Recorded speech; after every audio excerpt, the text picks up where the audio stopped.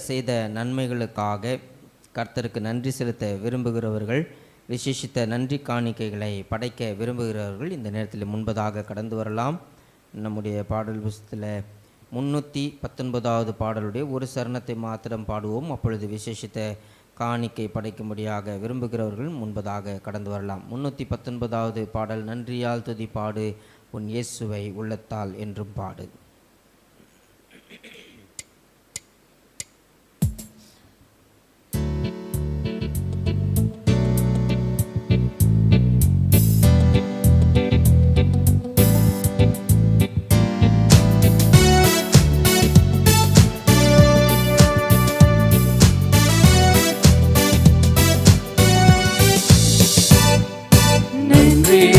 துதி பாடு உன் இயேசுவை உள்ளத்தால் என்று பாடு.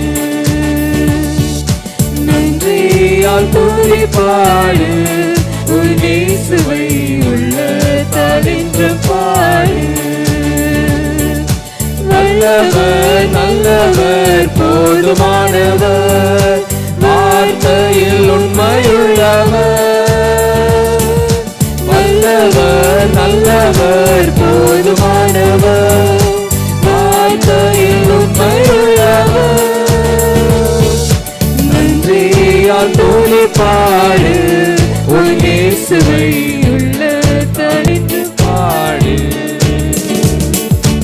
எரிகோ மதிலும் முன்னே வந்தாலும் இயேசு உந்தன் முன்னே செல்கிறார். மதிலும் முன்னே வந்தாலும் இயேசு உந்தன் முன்னே செல்கிறார். கலங்கிடாதே திகைத்திடாதே, துதியினால் எழுந்து விழு. கலங்கிடாதே திகைத்திடாதே, துதியினால் எழுந்து விழு. துதி பாடு உன் இயேசுவை உள்ளத்தால் என்றும் பாடு. தலைகளை தாழ்த்தி கண்களை மூடி ஆண்டவரை நோக்கி நாம் ஜெபம் செய்வோம். கிருபையாய் நேசிக்கிறதான நல்ல ஆண்டவரே, இந்த வாரத்திலே தங்களுடைய பிறந்த நாளை அனுசரிக்கிறதான திருமதி எலிசபெத் ராஜபாண்டியன் அம்மா அவர்களுக்காக நாங்கள் நன்றி செலுத்தி ஜெபிக்கிறோம். ஆண்டவரே, கடந்த ஆண்டு முழுவதிலேயும் நீர் அவர்களுக்கு பாராட்டினதான சகல நன்மைகளுக்காக, கிருபைகளுக்காக, பாதுகாப்பிற்காக நாங்கள் உமக்கு ஸ்தோத்திரம் செலுத்துகிறோம். தொடர்ந்து ஆண்டவரே, இந்த புதிய ஆண்டிலேயும் உம்முடைய கிருபையின் பிரசன்னம் அருமையான தாயாரை ஆட்கொண்டு வழிநடத்தும்படியாக ஜெபிக்கிறோம். ஆண்டவரே, எல்லா பலவீனங்களுக்கும், இக்கட்டுகளுக்கும், நாசமோசங்களுக்கும், சத்ருவானனுடைய போராட்டங்களுக்கும் நீர் விலக்கி பாதுகாத்து கொள்ளும்படியாக ஜெபிக்கிறோம். உம்முடைய காருண்யம் அவர்களை சூழ்ந்து கொள்ளட்டும். மகிமையின் தேவன் தாமே தம்முடைய ஆண்டவரே காருண்யத்தினாலே சூழ்ந்து கொண்டு அவர்களை ஆசீர்வதித்து பராமரித்து வழிநடத்தும்படியாக ஜெபிக்கிறோம். திருச்சபையினுடைய குடும்பங்களிலே நீர் பாராட்டி இருக்கிறதான சகல நன்மைகளுக்காக, கிருபைகளுக்காக, இரக்கங்களுக்காக உமக்கு நன்றி செலுத்துகிறோம். நம்முடைய பிள்ளைகள் ஒவ்வொருவரையும் நீர் பராமரித்து பாதுகாத்து ஆசீர்வதித்து வழிநடத்தும்படியாக ஒப்பு கொடுத்து ஜெபிக்கிறோம். மீட்பெரும் இரட்சகரும் ஆகிய இயேசு கிறிஸ்துவின் வல்லமையுள்ள நாமத்தினாலே ஜெபிக்கிறோம் ஜீவனுள்ள நல்ல பிதாவே, ஆமேன். ஒரு சில முக்கியமான அறிவிப்புகளை கவனிக்கும்படியாக உங்களை பட்சமாய் கேட்டுக்கொள்கிறேன். இன்றைக்கு ஆராதனை முடிந்த பிறகு வழக்கம் போல நடைபெறுகிறதான ஞாயிறு பாடசாலை வகுப்புகள் நடைபெறும். இன்றைக்கு மாலை ஆராதனை நடைபெறாது. வெள்ளிக்கிழமை காலை 10:30 மணிக்கு நடைபெறுகிறதான உபவாச ஜெபம் வழக்கம் போல நடைபெறும் என்பதையும் உங்களுடைய கவனத்தில் கொண்டு வருகிறேன். வெள்ளிக்கிழமை மாலை ஆராதனை நடைபெறாது. நம்முடைய திருச்சபையினுடைய போதகர் ஐயா அவர்கள் ஒரு முக்கியமான நிகழ்ச்சி நிமித்தமாக அவர்கள் வெளியிலே சென்றிருக்கிறபடினாலே அவர்கள் இந்த நாளில் நம்ம மத்தியிலே இல்லை. அவர்களுடைய பிரயாணங்களுக்காக, குடும்பத்திற்காக நீங்கள் ஜெபித்து கொள்ளும்படியாக உங்களை பட்சமாய் கேட்டுக்கொள்கிறேன். இன்றைக்கு ஆண்டவருடைய கிருபையினாலே உங்களோடு சேர்ந்து ஆராதிக்கும்படியாக கர்த்தர் ஒரு நல்ல வாய்ப்பினை தந்திருக்கிறார். என்னோடு வந்திருக்கிறதான பயிற்சி போதகர்களை நான் உங்களுக்கு அறிமுகம் செய்து வைக்க விரும்புகிறேன். சென்னை இறையல் கல்லூரியில் இருந்து 3 மாணவர்கள் இங்கு நம்ம மத்தியிலே வந்திருக்கிறார்கள். குறிப்பாக பேச்சுலர்ஸ் ஆஃப் டிவினிட்டி படிப்பிலே 2ஆம் ஆண்டு படித்து கொண்டிருக்கிறதான பயிற்சி போதகர்கள் சகோதரர் சாலமோன் ஞானராஜ் அவர்கள் வந்திருக்கிறார்கள். திருச்சபையின் சார்பாக அவரை வாழ்த்தி வரவேற்கிறோம். அதே போல் பயிற்சி போதகர் சகோதரர் அருண்குமார் அவர்கள் 2ஆம் ஆண்டு மாணவர், அவர்களும் வந்திருக்கிறார்கள். அருமையான கர்த்தருடைய பிள்ளைகள் தங்களுடைய வாழ்க்கையை ஊழியத்திற்கென்று அர்ப்பணித்து அவர்கள் பயிற்றுவிக்கப்படுகிறார்கள். அவர்களுடைய படிப்பிற்காக, அவருடைய குடும்பங்களுக்காக, அவர்களுடைய எதிர்கால ஊழியங்களுக்காக நீங்கள் ஜெபித்து கொள்ளும்படியாக உங்களை அன்போடு கேட்டுக்கொள்கிறேன். இன்றைக்கு அவர்கள் நம் மத்தியிலே துதியின் வேலையை நடத்த இருக்கிறார்கள். புதிதாக இணைந்திருக்கிறதான பயிற்சி போதகர் சகோதரர் ஞானசிங் அவர்கள் 1ஆம் ஆண்டு மாணவர், அவர்களையும் நம்முடைய திருச்சபையின் சார்பாக வாழ்த்தி வரவேற்கிறோம்.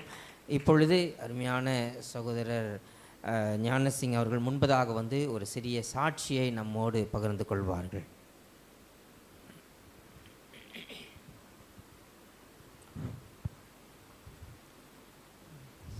ஃபர்ஸ்ட் ஆஃப் ஆல் கடவுளுக்கு தான் நன்றி சொல்லணும் இந்த சாட்சியை கொடுத்ததுக்காக. மை நேம் வந்து ஞானசிங், நான் தூத்துக்குடியிலேருந்து வரேன். என்னுடைய சாட்சி பார்த்திங்கன்னா, நான் வந்து காலேஜ் படிச்சுட்டு இருந்தேன், பிஎஸ்சி மேத்தமெட்டிக்ஸ் படித்து முடிச்சுட்டு வந்தேன். முடிச்சதுக்கப்புறம் லைஃப்பில் என்ன பண்ணேனே தெரியாமல் அப்படியே இருந்தேன். ஸோ அப்படியே ஜாலியாக அப்படியே லைஃப் அப்படியே ரன் பண்ணிகிட்டு இருந்தேன். திடீர்னு பார்த்திங்கன்னா எங்கள் வீட்டில் ஒரே கஷ்டங்கள். என்ன கஷ்டம் அப்படின்னு கேட்டிங்கன்னா, எங்கள் தாத்தா டெத்தாக வராங்க, எங்கள் அத்தை பையன் டெத் ஆகுறாங்க. அப்புறம் பார்த்திங்கன்னா எங்கள் அம்மாவுக்கு கொஞ்சம் உடம்பு முடியாமல் போச்சு. என்னென்னு பார்த்தா கிட்னி ஸ்டோனு ஆப்ரேஷன் பண்ணணும் அப்படின்னு சொல்லிட்டு கூட்டு போயிட்டாங்க. சரி கூட்டு போயிட்டு சரி திடீர்னு கூட்டு போயிட்டாங்களேன்னு சொல்லிட்டு நான் வந்து வீட்டில் தான் இருந்தேன். ஸோ வீட்டில் கூட்டு போயிட்டு இருக்கும்போது இந்த மாதிரி ரொம்ப சீரியஸ் ஆகிட்டு அப்படின்னுங்க. என்ன சீரியஸ் ஆகிடுச்சு அப்படின்னு கேட்டிங்கன்னா, கிட்னி ஸ்டோன் எடுத்து முடிச்சதுக்கப்புறம் அந்த பெட்டில் கொண்டு வரும்போது அனதீசியான்னு சொல்லிட்டு ஊசி போடுவாங்க. அந்த ஊசி போடும்போது என்ன ஆச்சு அப்படின்னா, ஒரு ஃபஸ்ட் இயர் ஸ்டூடெண்ட் பிள்ளை போட்டால் போல் போடும்போது என்னாச்சுன்னா டக்குன்னு போட்டு முடிச்சிட்டாங்க. போடும்போது திடீர்னு வந்து அவங்களுக்கு காட்டு அரெஸ்ட் ஆகிட்டு, காட்டு அரெஸ்ட் ஆன அந்த செகண்டில் ஒரு 1/2 அன் ஹவர் இருக்கும், ஃபுல்லாக வந்து பம்ப் பண்ணியிருக்காங்க. செஸ்ட்டில் ஃபுல்லாக பம்ப் பண்ணி அதுக்கப்புறம் தான் உயிரே வந்தது. ஒரு 1/2 அன் ஹவர் கழிச்சு தான் உயிரே வந்தது. ஓகே, 1/2 அன் ஹவர் உயிர் வந்ததுக்கப்புறம் தான் எங்களுக்கு எல்லாமே தெரியும். இந்த மாதிரி ஆச்சு, உங்கள் அம்மாவுக்கு இந்த மாதிரி ஆச்சுப்பா, என்னமோ உங்களுக்கு கடவுள் ஏதோ உங்களுக்கு வந்து ஏதோ கிருபை உங்கள் மேலே இருக்குது, நீங்கள் இனிமையாவது நல்லா நீங்கள் ஜெபம் பண்ணுங்கள், ப்ரேயர் வாசிங்க அப்படின்னு சொல்லிட்டு இருந்தாங்க. எங்கள் அண்ணன், எங்கள் 2 பேர் எல்லாருமே மேக்ஸிமம் எல்லாம் நல்லா ஆலயத்துக்கு போகிறது எல்லாமே இருந்தாங்க. ஆனால் நான் அப்படி கிடையாது. நானும் அப்படியே தான் இருந்தேன். சரி செகண்ட் டைம் அப்படின்னா எங்கள் அம்மாவுக்கு அப்புறம் பிளட்டில் இன்ஃபெக்ஷன் ஆச்சு. அப்பவும் இந்த மாதிரி வந்து டாக்டர் சொன்னாங்க, இங்கே பாருங்கள் உங்கள் வீட்டில் உங்கள் அம்மாவுக்கு ஏதோ ஆகுது, உங்களுக்கு வந்து வாய்ப்பே கிடையாது அப்படின்னு சொல்லிட்டாங்க. உங்கள் அம்மாவுக்கு வந்து இந்த மாதிரி ஹார்ட்டில் வந்து ஏதோ இருக்குது அப்படின்னு சொல்லிட்டு பார்க்கும்போது எங்கள் அம்மாவுக்கு ஒரு தடவை நான் வீட்டில் இருக்கும்போது, இது வந்து செகண்ட் டைம் இந்த மாதிரி ஆச்சு. தேர்ட் டைம் நான் வீட்டில் 1 டைம் இருக்கும்போது எங்கள் அம்மாவுக்கு வந்து நான் மேலே மாடியில் சும்மா நார்மலாக உட்காந்துட்டு இருந்தேன். கீழே எங்கள் அம்மா கீழே இருந்துருந்தாங்க. எங்கள் அப்பாங்கிறது, தம்பி இங்கே வாப்பா, இங்கே பாரு அந்த அம்மாவுக்கு ஏதோ ஆகுது, நீ இப்போ பாரு அப்படின்னு சொன்னாங்க. எங்கள் அம்மா அங்கே பாத்ரூம்லேருந்து வெளியே வந்தாங்க. வரும்போது முடியல, எங்கள் அம்மாவில் சுத்தமாக முடியல. நான் பக்கத்தில் நான் ஆட்டோவில் பிடிச்சிட்டு நான் டைரெக்டாக வந்து நான் வந்து பக்கத்தில் உள்ள கவர்மெண்ட் ஹாஸ்பிட்டலுக்கு போனேன். அங்கேருந்து எங்கள் அண்ணன், எங்கள் காலேஜில் ஒர்க் பண்ணிட்டு இருந்த அண்ணனை கூப்பிட்டேன். இல்லை அம்மாவுக்கு ஏதோ ஆகுது, நீ கொஞ்சம் வா அப்படின்னு நான் வந்து கூப்பிட்டேன். உடனே எங்கள் அம்மா அண்ணன் வந்து ஜிஹெச்சில் ஒரு திருநெல்வேலி ஜிஹெச் ஹாஸ்பிட்டலில் போய் பார்க்கும்போது உங்கள் அம்மாவுக்கு வந்து அடைப்பு இருக்குப்பா நெஞ்சில், என்னப்பா பார்க்க மாட்டிங்களா, என்னாச்சு அப்படின்னு பார்க்கும்போது எங்கள் அம்மாவுக்கு அடைப்பு இருக்கும்போது நான் வந்து, அப்பா என்ன தான் எங்கள் லைஃப்பில் நடக்குது, எங்கள் லைஃப்பில் நடக்குது, இப்படி அடிக்கடி ஏதோ ஒரு பிரச்சனை வந்துக்கிட்டே இருக்குது, என்ன நாங்கள் பண்ணணும் ஏசப்பா அப்படின்னு நாங்கள் கேட்கும்போது, நீ மாறணும்ப்பா, நீ கடவுளுக்கு நீ ஒப்பு கொடுக்கணும், அதனால தான் இந்த மாதிரி நடந்துக்கிட்டு இருக்குது அப்படின்னு வந்து எங்கள் வீட்டில் எல்லோரும் சொன்னாங்க. நானும் அதை யோசிச்சுட்டே இருந்தேன். அதுக்கப்புறம் தான் நான் வந்து மாறினேன். அன்றைக்கி எங்கள் அம்மாவுக்கு ஆன்ஜியோ பண்ணும்போது ஒரு 4-5 அடப்புக்கு மேலே போனோன்னா பைபாஸ் சர்ஜரி பண்ணுவாங்க. எங்கள் அம்மாவுக்கு 1 அடப்பு 2 அடப்பில் கர்த்தருடைய கிருபையால் அந்த அடப்பு இருந்தனால அந்த டைம்லேயே ஆன்ஜியோ பண்ணி இப்போ நான் வந்து ஊழியப்புக்கு ஒப்பு கொடுத்தேன். அந்த டைமில் இப்போ ஒரு 4 இயர்ஸாக எங்கள் அம்மா நல்லா இருக்காங்க. இப்போ நான் அதனால் இப்போ BD1 படிக்க வந்திருக்கேன். இப்போ நான் மக்களுக்கு இந்த சாட்சி மூலயமா நான் என்ன சொல்ல வரேன்னா, யாருனாலும் நம்புங்க, ஆனால் கடவுளை மட்டும் கண்டிப்பாக நல்லா நம்புங்க. ஏன்னா கடவுள் தான் எல்லாமே நமக்கு. அதனால தான் amen. Thank you, thank you so much. கர்த்தருடைய நாமம் மகிமை பெறுவதாக. ஜீவனுள்ள ஒரு சாட்சியை நாம் கேட்டிருக்கிறோம். அநேக இறையியல் கல்லூரி மாணவர்கள் தங்களுடைய வாழ்க்கையில் ஊழியத்திற்கு தங்களை அர்ப்பணித்து விதங்கள் வெவ்வேறு விதமாக இருக்கும். அருமையான சகோதரர் ஞானசிங் அவர்களுக்காக நீங்கள் ஜெபித்துக் கொள்ளுங்கள். அவர் நம்முடைய சென்னை இறையியல் கல்லூரிக்கு வந்து ஒரு வார காலம்தான் ஆகிறது. தொடர்ந்து ஒரு 4 ஆண்டு காலங்கள் அவர் நம்முடைய சென்னை இறையியல் கல்லூரியிலே படிக்க இருக்கின்றார். அவருடைய படிப்பிற்காக, அவருடைய தாயாருக்காக, குடும்பத்திற்காக நீங்கள் ஜெபித்துக் கொள்ளும்படியாக உங்களை பட்சமாய் கேட்டுக்கொள்கிறேன். இப்பொழுது நாம் அனைவரும் எழும்பி நின்று ஒரு சில நிமிடங்கள் நாம் கர்த்தரை துதித்து கர்த்தருடைய நாமத்தை மகிமைப்படுத்த கர்த்தர் நமக்கு கிருபை பாராட்டுவாராக. இறையியல் கல்லூரி மாணவர்கள், பயிற்சி போதகர்கள் சகோதரர் சாலமன் ஞானராஜ் மற்றும் அருண்குமார் அவர்கள் இந்த துதியின் வேளையிலே நம்மை வழி நடத்துவார்கள்.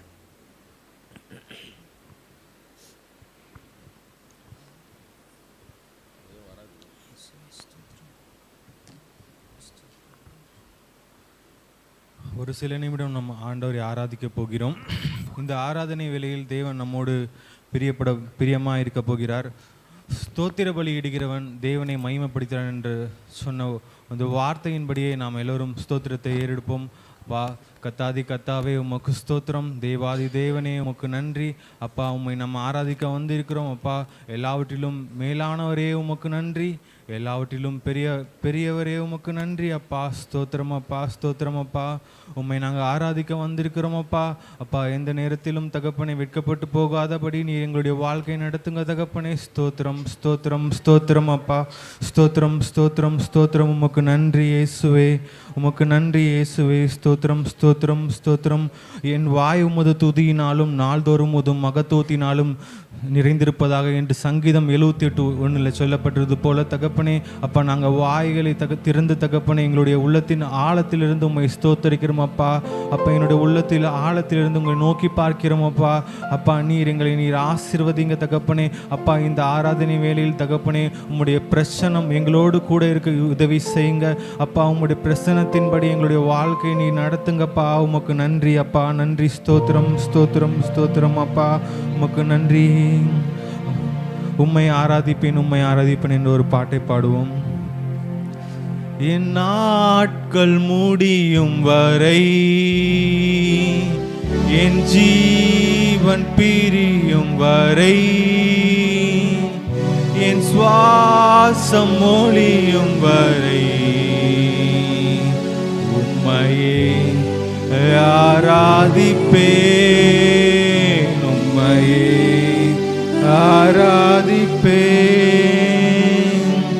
உம்மை ஆராதிப்பேன், உம்மை ஆராதிப்பேன், உம்மை ஆராதிப்பேன், உம்மை ஆராதிப்பேன்.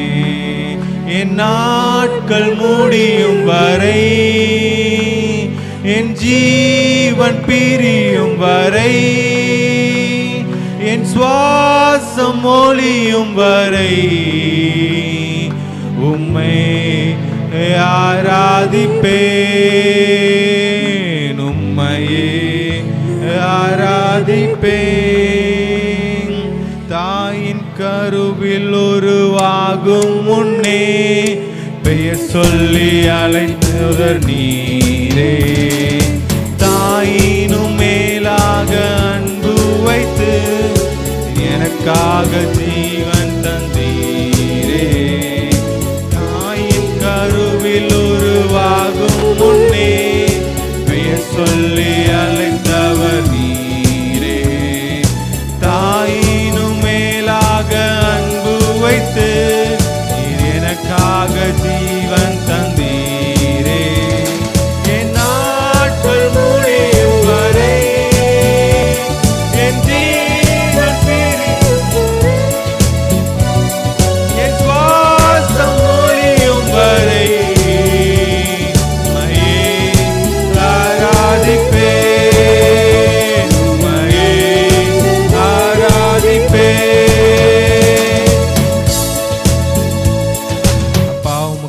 தகப்பனே. அப்பா, எங்கள் நாட்கள் முடியும் வரை அப்பா, அப்பா எங்களுடைய ஜீவன் பிரியும் வரை நாங்கள் உண்மையே ஆராதிக்க போகிறோம் அப்பா, நாங்கள் உண்மையே ஆராதிக்க போகிறோம் அப்பா. அப்பா, இந்த நாட்கள் அப்பா பொல்லாதவையாக காணப்படுகிறது, ஆனாலும் என் தேவன் நீர் எல்லா இடத்திலும் எங்களை பயன்படுத்தி வருகிறீர். அந்த தேவனுக்காக உமக்கு கோடான கோடி நன்றி தகப்பனே. அப்பா, எத்தனை முறை நாங்கள் இடறி சென்றாலும் என் தேவனாகிய கர்த்தர் நீர் எங்களோடு கூட இருந்து அப்பா எங்களை நீ நடத்தி வருகிறீர், எங்கள் குடும்பங்களை நடத்தி வருகிறீர். அதற்காக உமக்கு கோடான கோடி நன்றிகளை ஏறெடுக்கிறோம் அப்பா. அப்பா, உமக்கு நன்றி நன்றி அப்பா. ஒவ்வொரு நாளும் என் தேவனாகிய கர்த்தர் நீங்கள் எங்கள் மறவாமல் நினைக்கிறீரே, அதற்காக உமக்கு நன்றி இயேசுவே. ஸ்தோத்திரம் ஸ்தோத்திரம் ஸ்தோத்திரம். தேவாதி தேவனே உமக்கு நன்றி. எல் ஷடாய் உமக்கு நன்றி. இதோனா உமக்கு நன்றி அப்பா. உமக்கு ஸ்தோத்திரம் ஸ்தோத்திரம் ஸ்தோத்திரம் ஸ்தோத்திரம் அப்பா. நீர் எங்களுக்கு எபினேசராக இருக்கிறீரே, அதற்காக உமக்கு நன்றி தகப்பனே. அப்பா, நீங்கள் எங்களுக்கு எபினேசராக இருக்கிறீர், அதற்காக நன்றி அப்பா. எல் ஷடாய் நீங்கள் இருக்கிறீரே, அதற்காக உமக்கு நன்றி இயேசுவே. ஸ்தோத்திரம் அப்பா, உமக்கு நன்றி. மறவாமல் நினைத்தீரையா, மனதார நன்றி சொல்வே. மறவாமல் நினைத்தீரையா, மனதார நன்றி சொல்வே. இரவும் பகலும் என்னை நினைத்து இதுவரை நடத்தினீரே. இரவும் பகலும் என்னை நினைத்து இதுவரை நடத்தினீரே. நன்றி நன்றி ஐயா. எல்லோரும் சொல்வோமா? கோடி கோடி நன்றி ஐயா. நன்றி நன்றி ஐயா. கோடி கோடி நன்றி ஐயா. எபினேசர் நீர்தான் ஐயா, இதுவரை உதவி நீரே. எபினேசர் நீர்தான் ஐயா, இதுவரை உதவி நீரே. எல்ரோயி எல்ரோயி என்னையும் கண்டீரே, எப்படி நான் நன்றி சொல்வேன். எல்ரோயி எல்ரோயி என்னையும் கண்டீரே, எப்படி நான் நன்றி சொல்வேன். நன்றி நன்றி ஐயா. கோடி கோடி நன்றி ஐயா. நன்றி நன்றி ஐயா. கோடி கோடி நன்றி ஐயா. தடைகளை உடைத்தீரையா, தள்ளாட விடவில்லையே. தடைகளை உடைத்தீரையா, தள்ளாட விடவில்லையே. சோர்ந்து போன நேரமெல்லாம் தூக்கி என்னை சுமந்து வாக்கு தந்து தேற்றினீரே. சோர்ந்து போன நேரமெல்லாம் தூக்கி என்னை சுமந்து வாக்கு தந்து தேற்றினீரே. நன்றி நன்றி ஐயா. கோடி கோடி நன்றி ஐயா. நன்றி நன்றி ஐயா. கோடி கோடி நன்றி ஐயா. நன்றி நன்றி ஐயா. கோடி கோடி நன்றி ஐயா. அப்பா, நீர் எங்களுடைய வாழ்க்கையில் தகப்பனே எத்தனை அதிசயமான செயல்களை செய்திருக்கிறீர் தகப்பனே. உம்முடைய கிருபையினால் தான் தகப்பனே நாங்கள் இவ்வளோ ஒரு வாழ்க்கையை வாழ்ந்து கொண்டு இருக்கிறோம் அப்பா. அப்பா உம்முடைய கிருபை இல்லை என்றால் நாங்கள் ஒன்றுமே இல்லை அப்பா. அப்பா உம்முடைய கிருபை இல்லைன்னா நாங்கள் ஒன்றுமே இல்லை அப்பா. எங்களுடைய வாழ்க்கையில் நீர் அதிசயங்களை செய்திருக்கிறீர், அற்புதங்களை செய்திருக்கிறீர் அப்பா. பிரமிக்கத்தக்க தகப்பனே ஆச்சரியமான காரியங்களை எங்கள் வாழ்வில் செய்திருக்கிறீர் அப்பா. அப்பா அதற்காக நாங்கள் என்ன செய்ய போகிறோம் அப்பா? அப்பா அதற்காக நாங்கள் என்ன செய்ய போகிறோம் அப்பா? அப்பா நாங்கள் உம்முடைய ஐக்கியத்தில் இணைவும் தகப்பனே, உம்மோடு இருக்கவும் தகப்பனே, உம்மோடு ஐக்கியப்பட்டு வாழவும் நீர் எங்களுக்கு உதவி செய்யுங்க தகப்பனே. அப்பா இந்த உலகப்பரமான காரியங்களை விட்டு நாங்கள் விலகி தகப்பனே, அப்பா உண்மையே நீர் ஒருவரே நல்லவர் என்பதை நாங்கள் புரிந்து கொண்டு உண்மையை ஏற்றுக்கொண்டு தகப்பனே, அப்பா ஒரு உண்மையான ஒரு ஜீவிதமான ஒரு வாழ்க்கையை வாழ நீர் எங்களுக்கு உதவி செய்யுங்க தகப்பனே. உன்னதமானவரே நீங்க எங்களுக்கு உதவி செய்யுங்க தகப்பனே. அப்பா உமக்கு நன்றி அப்பா, நன்றி தகப்பனே. அப்பா நன்றி நன்றி நன்றி இயேசுவே, இயேசுவே தகப்பனே. அப்பா நாங்கள் ஆராதிக்க வந்திருக்கிறோம் அப்பா, உமக்கு நன்றி இயேசுவே தகப்பனே. அப்பா எந்த விதமாகலும் தகப்பனே, எந்த விதமான சூழ்நிலையிலும் தகப்பனே உம்மை விட்டு வேறு பிரியாதபடி அப்பா நீர் எங்களுடைய வாழ்க்கையை நடத்துங்கப்பா. நீர் எங்களுடைய வாழ்க்கையில் நீர் கூட இருங்க தகப்பனே. அப்பா ஒவ்வொரு நாளும் எங்களை பாதுகாக்கிறீரே, அதற்காக உமக்கு நன்றி. ஒவ்வொரு நாளும் எங்களை போஷிக்கிறீரே, அதற்காக நன்றி. ஒவ்வொரு நாளும் எங்களை வழிநடத்துகிறீரே, அதற்காக நன்றி தகப்பனே. அப்பா உமக்கு நன்றி தகப்பனே. அப்பா அப்பா நாங்கள் தகப்பனே உடைந்த பாத்திரம் தானப்பா. அப்பா நாங்கள் உடைந்த ஒரு பாத்திரம் தானப்பா. அப்பா ஒரு நிரம்பி வழியாத ஒரு பாத்திரம் தானப்பா. அப்பா நீர் கூயவனா இருக்கிறீர், எங்களுடைய வாழ்க்கையில் நீர் கூயவனா இருக்கிறீர் அப்பா, உமக்கு நன்றி.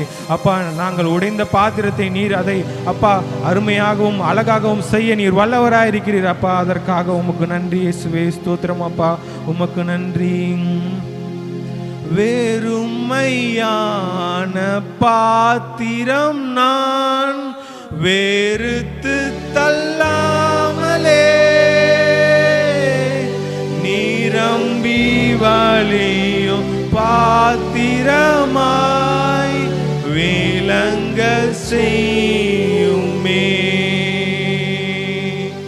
வெறுமையான பாத்திரம்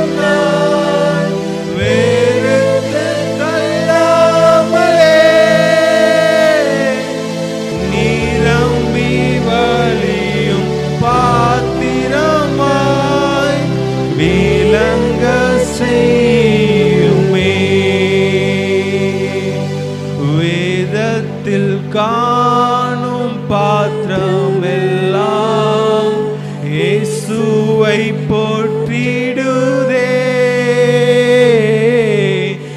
என்னையும் அவ்வித பாத்திரமாய் வணைந்து கொள்ளுமே. என்னையும் அவ்வித பாத்திரமாய் வணைந்து கொள்ளுமே. குயவனே குயவனே படைப்பின் காரணனே. அப்பா நீர் குயவனா இருக்கிறீர், எங்களுடைய வாழ்க்கையை நடத்துங்கப்பா. அப்பா நீர் வாழ்க்கையில் எங்களை உங்க சமூகத்தில் ஒப்பு கொடுக்கிறோம் அப்பா. அப்பா இந்த நாள் எங்களுக்கு ஒரு ஆசீர்வாதமான நாளா இருக்கு. இந்த நாள் நாங்கள் உங்களிடத்தில் ஒப்பு கொடுக்கிறோம் அப்பா. அப்பா எங்களுடைய பாவங்கள் எல்லாவற்றிலும் வந்து ஒப்பு கொடுக்கிறோம். இந்த உலகப்பரமான காரியங்கள் எல்லாவற்றிலும் ஒப்பு கொடுக்கிறோம். எல்லாவற்றிலும் எங்களை விலக்குங்கப்பா, விலக்கி நடத்துங்கப்பா. இயேசுவே உமக்கு நன்றி. என்னையுமே கண்ணோக்கி பார்த்திடுமே. களிமண்ணான என்னையுமே கண்ணோக்கி பார்த்திடுமே. மண்ணாசையில் நான் மயங்கியே மெய்வழி விட்டகன்றேன். கண் போன போக்கை பின்பற்றினேன், கண்டேனில்லை இன்பமே. காணாமல் போன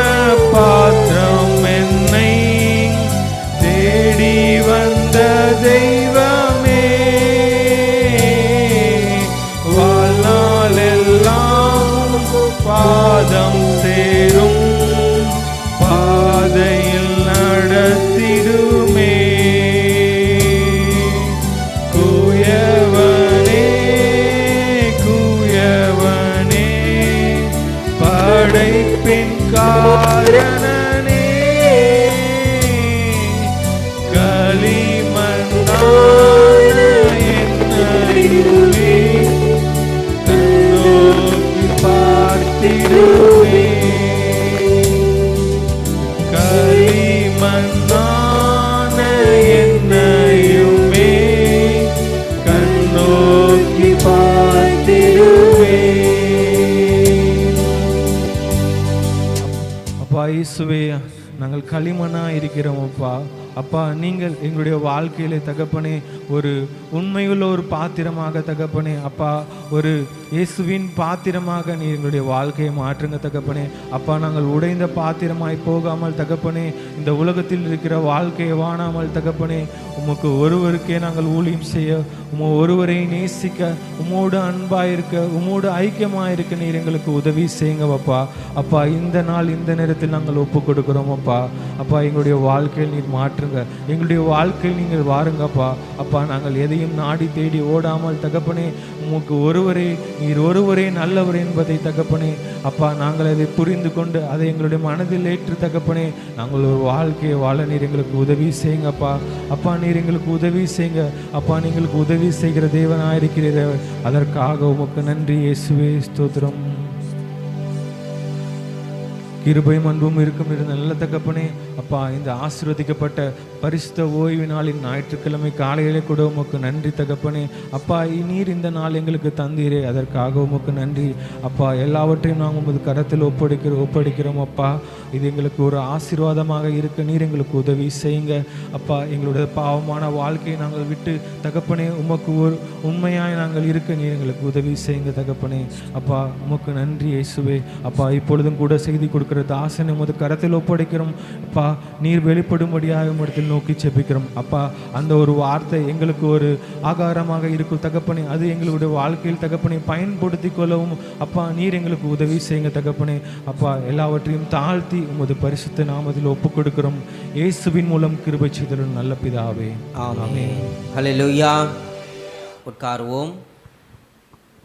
ஆண்டோரும் உலக இரட்சகருமாகிய இயேசு கிறிஸ்துவின் வல்லமுள்ள நாமத்தினாலே உங்கள் ஒவ்வொருவரையும் வாழ்த்தி வரவேற்கிறேன். தேவனுடைய கிருபையும் சமாதானமும் நம் அனைவரோடும் தங்கியிருப்பதாக. இந்த நாளிலே இங்கு கடந்து வரவும் உங்களோடு சேர்ந்து தேவனை ஆராதிக்கவும் கர்த்தர் தந்திருக்கிறதான இந்த நல்ல வாய்ப்பினைக்காக நான் கர்த்தருக்கு ஸ்தோத்திரம் செலுத்துகிறேன்.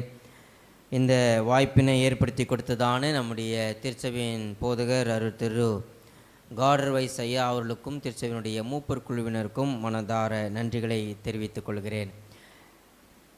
பல ஆண்டுகளுக்கு முன்பதாக நான் சிறுவனாக இருந்த பொழுது முதல் முறையாக நம்முடைய திருநகர் திருச்சபைக்கு நான் வந்திருந்தேன். அப்பொழுது என்னுடைய தகப்பனார் வில்லிவாக்கம் திருச்சபையிலே போதகராக தேவனுடைய ஊழியத்தை செய்து கொண்டிருந்தார்கள். அருள் திரு தாமஸ் அவர்கள். அப்பொழுது ஒரு என்னுடைய நினைவு சரியாக இருக்கும் என்று சொன்னால் ஒரு வீட்டில் வைத்து ஒரு ஆராதனை நடைபெற்று கொண்டு வந்தது. அங்கு நான் வந்திருந்தேன். அதன் பின்பதாக ஒரு சில ஆண்டுகளுக்கு முன்பதாக ரெவரன் டேவிட் சாலமன் ஐயா அவர்கள் இங்கு வந்த போது நினைக்கிறேன், அவங்க வந்த புதுசுலையா அல்லது கொஞ்ச நாள் கழிச்சோ தெரியல, ஒரு தடவை இங்கே ஆலயத்திற்கு கடந்து வந்து கர்த்தருடைய வார்த்தைகளை பகிர்ந்து கொள்ளும்படியாக தேவன் ஒரு வாய்ப்பினை தந்தார். இப்பொழுது என்னுடைய திருச்சபை நெற்குன்றம் திருச்சபையிலே இணை போதகராக கர்த்தருடைய ஊழியத்தை செய்கிறேன். சென்னை இறையியல் கல்லூரியிலே பழைய ஏற்பாட்டினுடைய ஃபேக்கல்ட்டி மெம்பராக இருக்கிறேன். நம்முடைய இசிஐ சென்னை பேராயத்தினுடைய சிறுவர் ஊழியங்களுடைய பொறுப்பாளராகவும் கர்த்தருடைய ஊழியத்தை செய்யும்படியாக கர்த்தர் வாய்ப்பினை தந்திருக்கிறார். கடந்த நாட்களிலே விபிஎஸ் ஊழியங்கள் அநேக சபைகளிலே சிறப்பாக நடைபெறும்படியாக கர்த்தர் கிருபை பாராட்டினார். இந்த ஆண்டிலே ஆண்டவரை அறியாத பிள்ளைகள் நம்முடைய சபைகளிலே வந்து விபிஎஸ் ஊழியங்களிலே பங்கு பெற்று சுமார் 60% மாணவ மாணவிகள் ஆண்டவரை அறியாத குடும்ப பின்னணிகளிலே இருந்து வந்து இந்த ஊழியங்களிலே பங்கு பெற்றார்கள் என்பது குறிப்பிடத்தக்கது. கர்த்தருக்கே மகிமை உண்டாகட்டும். நீங்கள் ஒவ்வொருவரும் நம்முடைய சென்னை பேராயத்திற்கும் பேராய ஊழியங்களுக்கும் தந்து வருகிறதான அனைத்து ஒத்துழைப்புக்காக நாங்கள் உங்களுக்கு நன்றி செலுத்துகிறோம். தொடர்ந்து உங்களுடைய ஜெபத்தினாலே நீங்கள் தாங்கும்படியாக உங்களை பட்சமாய் கேட்டுக்கொள்கிறேன். இன்றைக்கு உங்களோடு பகிர்ந்து கொள்ள விரும்புகிறதான கர்த்தருடைய வார்த்தை 2 நாளாகவும் 14ஆம் அதிகாரத்தை மையமாக வைத்து ஒரு சில வசனங்களை உங்களோடு பகிர்ந்து கொள்ள விரும்புகிறேன். நம்முடைய வேதாகமத்திலே அநேக நல்ல தலைவர்கள், நல்ல புருஷர்கள், நல்ல தலைவிகள், நல்ல நபர்கள் நல்ல ஒரு மாடலாக நமக்கு முன்பதாக வைக்கப்பட்டிருக்கிறார்கள். அநேக ராஜாக்கள், கர்த்தருக்கு பிரியமான ராஜாக்கள், கர்த்தரை மகிமைப்படுத்தும்படியான தங்களுடைய வாழ்க்கையை வாழ்ந்ததான ராஜாக்கள் எல்லாம் வேதாகமத்திலே கொடுக்கப்பட்டிருக்கிறது.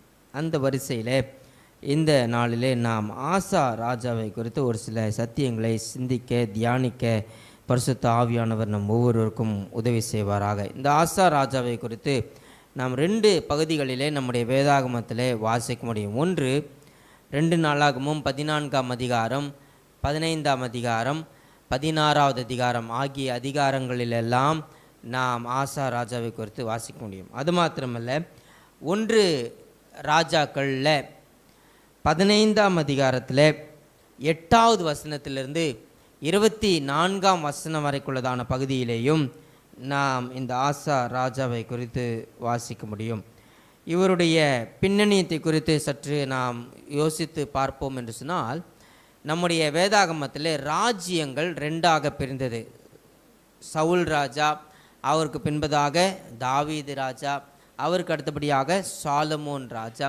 சாலமோன் ராஜாவுக்கு அடுத்தபடியாக ராஜ்யம் 2ஆக பிரிந்தது. வட ராஜ்யம் என்று சொல்லி, தென் ராஜ்யம் என்று சொல்லி 2 பிரிவுகளாக பிரிந்தது.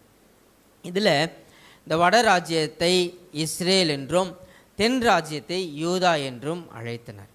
இந்த தென் ராஜ்யத்தில், சதன் கிங்டமில் அரசாட்சி செய்ததான ஒரு ராஜா தான் இந்த ஆசா ராஜா. இவர் தாவீதின் சந்ததியிலே வந்ததான ஒரு அரசர் ஆகும். தாவீதின் சந்ததியிலே தென் ராஜ்யத்தில் 3வது ராஜாவாக அரசாட்சி செய்தவர் தான் இந்த ஆசா ராஜா. இவர் அரசாட்சி செய்து கொண்டிருந்ததான நாட்களை குறித்து பார்க்கும் பொழுது, வட ராஜ்யத்தில் யெரொபெயாம் ராஜா தன்னுடைய 20வது ஆண்டு அரசாட்சி செய்து கொண்டிருந்ததான காலம்தான் தென் ராஜ்யத்தில் ஆசா ராஜா அரசாட்சி செய்து கொண்டிருந்தார். இவருடைய காலத்தை குறித்து சொல்லும் பொழுது வேத வல்லுநர்கள் 908ஆம் ஆண்டிலிருந்து, கிறிஸ்துவுக்கு முன் 908ஆம் ஆண்டிலிருந்து 867ஆம் ஆண்டு வரைக்கும் இவருடைய ராஜ்யத்தை குறித்து சொல்லப்பட்டிருக்கிறது. நாம் வாசிக்க கேட்டதான 2 நாளாகமும் 14ஆம் அதிகாரத்தை நாம் திருப்பி வைத்து கொள்ளலாம்.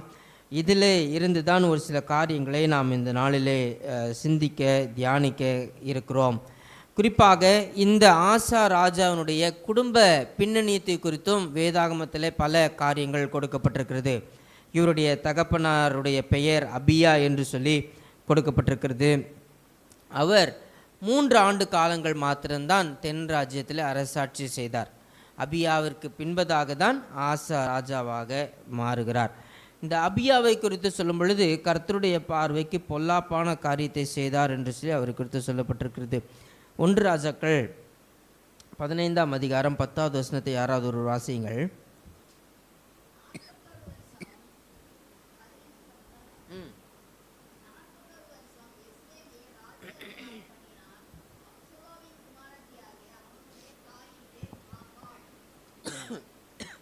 ஆசா ராஜா 41 ஆண்டு காலங்கள் அரசாட்சி செய்தார் என்று சொல்லி இவரை குறித்து சொல்லப்பட்டிருக்கிறது.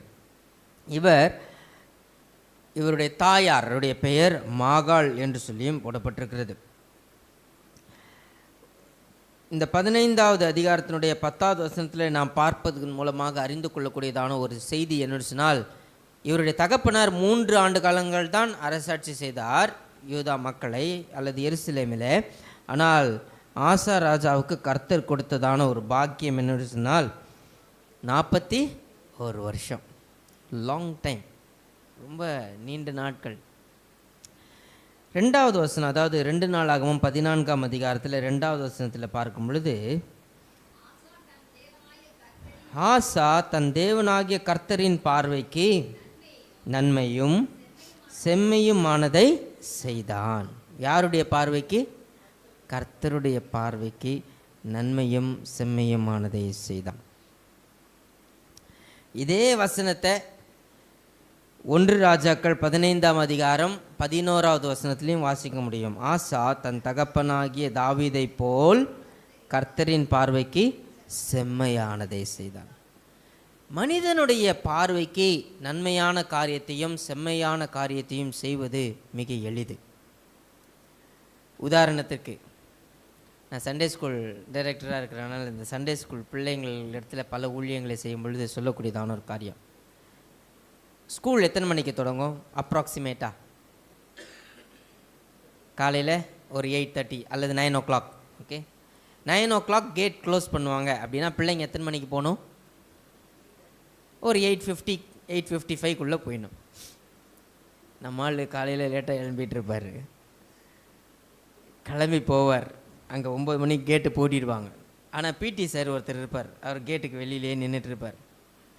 இங்கேருந்து போகும்போது மெதுவாக நடந்து போயிட்டுருப்பார். ஆமாம் மாதிரி பிடி சார் அங்கே இருக்கிறத பார்த்தோன்னே குடுகுடுன்னு ஓடி போய் வேகமாக அவர் முன்னாடி மூச்சு வாங்கி, அவரும் பாவம், சரி பையன் ஏதோ லேட் ஆகிடுச்சு போல இருக்கு, சரி விட்டுருவோம் அப்படின்னு. இதுதான் மனுஷனுடைய பார்வைக்கு நன்மையும் செம்மையுமானதை செய்யக்கூடியதான ஒரு காரியம். வேலை ஸ்தலத்தில் சிலர் வேலை செய்வாங்க. எப்படின்னா தூங்கிட்டே வேலை செய்வாங்க. திடீர்னு சூப்பர்வைசர் வர்றாருன்னு வச்சுக்கோங்களேன், அவர் முன்னாடி அப்படியே பயங்கர ஆக்ஷனோட வேகமாக செய்யக்கூடிய வேலைகளை பார்க்கும்போது, வா, என்னுடைய தொழிலாளி எவ்வளோ நேர்மையான வேலைக்காரர் என்று சொல்லி சூப்பர்வைசர் நினைக்கலாம். மனிதர்களாகிய நாம் மனிதர்களுக்கு முன்பதாக சில காரியங்களை, நல்ல காரியங்களை, செம்மையான காரியங்களை செய்யும்படியாக முயற்சிக்கிறோம். ஆனால் இங்கு கர்த்தர் எந்நாளும் எவ்வேளையும் எப்பொழுதும் எல்லா இடங்களிலேயும் பார்த்து கவனிக்கின்றவராய் இருக்கிறார். ஆமென், ஹல்லேலூயா. அவருடைய பார்வைக்கு, கர்த்தருடைய பார்வைக்கு ஆசா ராஜா நன்மையானதையும் செம்மையானதையும் செய்தார். நிச்சயமாகவே கர்த்தருடைய பார்வைக்கே நன்மையும் செம்மையுமான காரியங்களை செய்திருப்பார் என்று சொன்னால், தன்னுடைய தேசத்தின் மக்களுக்கும் அவர் நன்மையும் செம்மையுமான காரியங்களை தான் செய்திருப்பார். அதில் எந்த சந்தேகமும் இல்லை. அதில் ஒரு சில காரியங்களை அவர் அப்படி என்ன செய்தார் என்று சொல்லி நாம் பார்க்கும் பொழுது, 1 ராஜாக்கள் 15ஆம் அதிகாரம் 12வது வசனத்தில் பார்க்கும் பொழுது, அந்த நாட்களிலே ஆண்டவரை அறியாத, ஏற்றுக்கொள்ளாத அந்நிய தெய்வங்களை வணங்குகின்றதான அநேக விக்கிரகங்கள் எல்லாம் அங்கு அவருடைய தேசத்தில் இருந்தது. அதை எல்லாவற்றையும் அவர் விலக்கி ஒரு நல்ல ஒரு ரிலீஜியஸ் ரெஃபர்மேஷன் அவர் உருவாக்குகிறதை நாம் பார்க்க முடியும். அது மாத்திரமல்ல, வேத வல்லுநர்கள் சொல்லும் பொழுது அந்த நாட்களிலே கானானிய பெண் தெய்வம் அஷேரா என்று சொல்லக்கூடியதான ஒரு பெண் தெய்வம் உண்டாம். குறிப்பாக குழந்தை இல்லாத பெண்மணிகள் அந்த பெண் தெய்வத்தை வணங்குவது அன்றைய நாட்களிலே வழக்கத்தில் இருந்ததான ஒரு காரியமாகும். இந்த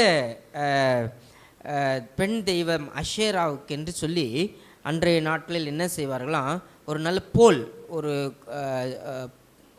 ஒரு நல்ல உயரமான ஒரு கோலை அவர்கள் ஆயத்தம் செய்து அதை சுற்றி சுற்றி வந்து வணங்கக்கூடியதான ஒரு முறைமையும் அன்றைய நாட்களில் இருந்ததாம். இந்த அஷேரா பெண் தெய்வத்திற்கு ஏற்படுத்தப்பட்டதான அந்த போல், அதை எல்லாவற்றையும் கூட இவர் அகற்றினார் என்று சொல்லி இவரை குறித்து சொல்லப்பட்டிருக்கிறது. 2 நாளாகமம் 15ஆம் அதிகாரத்தில் நாம் பார்க்கும் பொழுது 8வது வசனம் 9வது வசனத்தில் நாம் பார்க்க முடியும் இவர் செய்ததான மற்ற ரிலீஜியஸ் ரிஃபர்மேஷன் காரியங்கள் என்ன என்பதை நாம் பார்க்க முடியும். 2 நாளாகமம் 15ஆம் அதிகாரம் 8வது வசனம் 9வது வசனத்தை வாசியுங்கள்.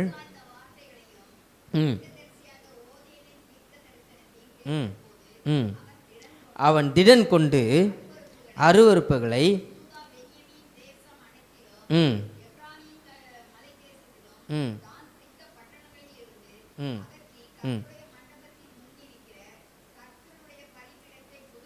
கர்த்தருடைய பலிபீடத்தை புதுப்பித்து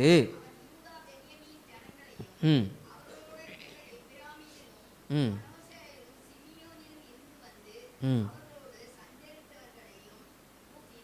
ம் அவனுடைய தேவனாகிய கர்த்தர் அவனோடு இருக்கிறதை கண்டு இஸ்ரவேலிலிருந்து திரளான ஜனங்கள் அவன் பட்சத்தில் சேர்ந்தார்கள். ஹல்லேலூயா. கர்த்தருக்கென்று வைராக்கியமாய் கர்த்தரை மகிமைப்படுத்த வேண்டும் என்று சொல்லி அவர் தேவாலயத்தை பலிபீடத்தை புதுப்பிக்கிறார். அங்கு இருந்ததான சகல விக்கிரகங்களையும் அவர் அகற்றுகின்றார். அது மாத்திரமல்ல, கர்த்தர் அவரோடு இருக்கிறார் என்பதை மற்ற மக்கள் எல்லாம் உணர்ந்து கொண்டார்கள். அதனால தான் அந்த வசனம் அருமையாக சொல்லுது, அவனுடைய தேவனாகிய கர்த்தர் அவனோடு இருக்கிறதை கண்டு இஸ்ரவேலிலிருந்து திரளான ஜனங்கள் அவன் பட்சத்தில் சேர்ந்தார்கள். ஒரு ஆவிக்குரிய உன்னதமான சத்தியம் இங்கே இருக்கிறது. யார் ஒருவரோடு கர்த்தர் இருப்பாரோ அந்த நபரோடு அநேக மக்கள் வந்து சேருவார்கள். அவன் பட்சத்தில் அநேகர் வந்து சேர்வார்கள். ஹல்லேலூயா. வேத வசனம் தெளிவாக சொல்லுகிறது. ஆசா ராஜனுடைய வாழ்க்கையிலே இது நடைபெற்றது.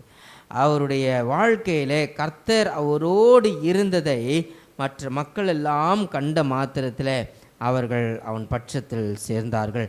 இன்னும் 13வது வசனத்தில் நான் பார்க்கும் பொழுது 1 ராஜாக்கள் 15ஆம் அதிகாரம் 13வது வசனத்தில் பார்க்கும் பொழுது அவர் என்ன செய்கிறார் என்று சொன்னால், தோப்பில் அருவருப்பான அநேக விக்கிரகங்கள் எல்லாம் அவருடைய சொந்த தாயாகிய மாகாள் ஆயத்தம் செய்திருந்தார்கள்.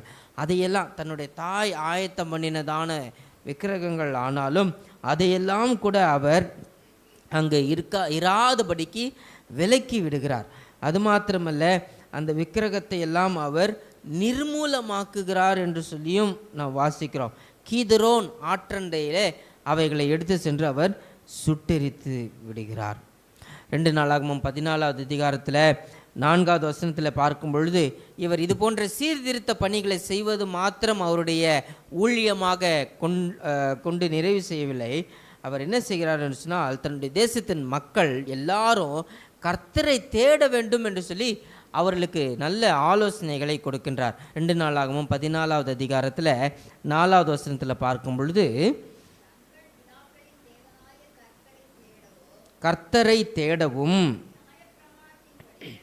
நியாயப்பிரமாணத்தின்படியும் கற்பனையின்படியும் செய்யவும் யூதாவிற்கு அவர் கற்பிக்கிறார்.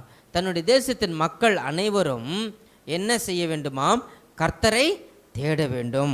கர்த்தருடைய வார்த்தைகளுக்கு முக்கியத்துவம் கொடுக்க வேண்டும். அதனால்தான் வேத பிரமாணங்களை, நியாய பிரமாணங்களை, கற்பனைகளை எல்லாம் அவர் கற்றுக் கொடுக்கின்றார். கற்றுக் கொடுத்து அதை அவர்களுக்கு கை கொள்ளும்படியாக அவர் உதவி செய்கிறார்.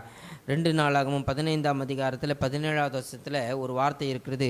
ஆசாவின் இருதயம் அவன் நாட்களிலெல்லாம் உத்தமமாக இருந்தது என்று சொல்லி, இதெல்லாமே ஆசாவனுடைய வாழ்க்கையில் நாம் பார்க்கக்கூடியதான நல்ல சம்பவங்கள், சத்தியங்கள், அவருடைய வாழ்க்கையிலிருந்து கற்றுக்கொள்ளக்கூடியதான பாடங்களாக இவைகள் ஒவ்வொன்றும் அமைந்திருக்கிறது. பிரியமானவர்களே, இது மாத்திரமல்ல, தன்னுடைய தேசத்தின் மக்களுடைய ஆவிக்குரிய வாழ்க்கைக்கு மாத்திரம் முக்கியத்துவம் கொடுத்ததோடு அவர் நின்று விடவில்லை.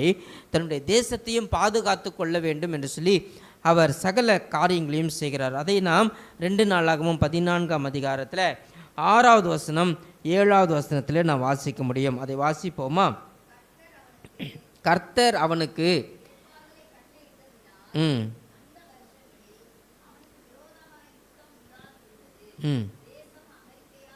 தேசம் அமெரிக்கையாய் இருந்தபடியினால் யூதாவிலே அரணான பட்டணங்களை கட்டினான். அடுத்த வசனத்தை வாசிப்போம். தேசம் நமக்கு முன்பாக அமர்ந்திருக்கையில் நாம் இந்த பட்டணங்களை கட்டி அவைகளுக்கு அலங்கங்கள், கோபுரங்கள், வாசல்கள் உண்டு பண்ணி தாழ்பால் போட்டு பலப்படுத்துவோமாக.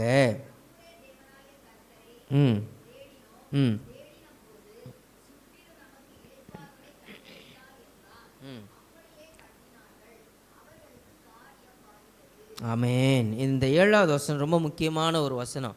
தன்னுடைய தேசத்தின் ஆவிக்குரிய வாழ்க்கைக்கு எவ்வளோ முக்கியத்துவம் கொடுத்து அவர்களை நல்வழிப்படுத்தினாரோ, அதே போல் அவர்களுடைய சரீர பிரகாரமான ஜீவியத்திற்கும் பாதுகாப்பை அருள வேண்டும் என்று சொல்லி ஆசா ராஜா ஒரு நல்ல ராஜாவாக செயல்பட்டார். ஏனென்று சொன்னால், அண்டைய நாடுகளிலிருந்து அநேக எதிர்ப்புகள் வருவதற்கு வாய்ப்புகள் உண்டு. அப்பொழுது தன்னுடைய தேசத்தை பாதுகாத்து கொள்ள வேண்டும், தன்னுடைய தேசத்தின் மக்களை பாதுகாத்து கொள்ள வேண்டும் என்று சொன்னால் அவர் என்ன செய்ய வேண்டும் என்று சொன்னால், இந்த பெரிய பெரிய அலங்கங்கள்லாம் கட்ட வேண்டும், கோபுரங்கள் கட்ட வேண்டும், வாசல்களை பலப்படுத்த வேண்டும், தாழ்பாள்களை பலப்படுத்த வேண்டும். இப்படி எல்லா காரியங்களையும் அவர் செய்கிறார். எதற்காக? தன்னுடைய தேசத்தை அண்டைய நாட்டிலிருந்து போருக்கு வருவார்கள் சொன்னால் அதிலிருந்து தன்னுடைய தேசத்தின் மக்களை பாதுகாத்து கொள்ள வேண்டும் என்று சொன்னால், அந்த 7வது வசனத்தினுடைய பிந்தின பகுதி இன்னொரு தடவை வாசிக்கலாமா? அதுதான் ரொம்ப முக்கியமான ஒரு வார்த்தை. கர்த்தரை தேடினோம். போதுமா? தமிழ் இலக்கணத்தில் அடுக்கு தொடர்னு ஒன்று இருக்குது, பார்த்துருக்கீங்களா? பல பல, சில சில, இதெல்லாம் நம்ம ஸ்கூலில் படிச்சிருப்போம்ல. எபிரேய வேதாகமத்திலையும் எபிரேய இலக்கணத்தில் இது போன்ற ஒரு சில ஃப்ரேசஸ் இருக்குது. இப்போ இந்த இடத்துல பாருங்கள், தேடினோம், தேடின போது. கம்ப்யூட்டரில் இஃப் தென் கிளாஸ்னு ஒன்று இருக்குது. இதை பண்ணால் அதுக்கு அடுத்தது இது வரும். இப்போ உதாரணத்துக்கு நான் டீ போடுறேன் அப்படின்னு உங்ககிட்ட சொல்லிவிட்டு கிச்சனில் போயிட்டு தண்ணியை கொதிக்க வச்சுட்டு காஃபி தூளை போட்டு கொண்டு வந்து கொடுத்தேன்னா அது டீயாக இருக்குமா காஃபியாக இருக்குமா? காஃபியாக தான் இருக்கும். நான் சொன்னது ஒன்று, ஆனால் நான் செஞ்சது இன்னொன்று. ஒருவேளை நான் சொன்ன மாதிரியே டீ தூள் போட்டு ஒன்று ப்ரிப்பேர் பண்ணி கொண்டு வந்தால் தான் அது டீயாக இருக்கும். இந்த தேடினார்கள், தேடின போது என்ன நடைபெற்றது என்று சொன்னால், சுற்றிலும்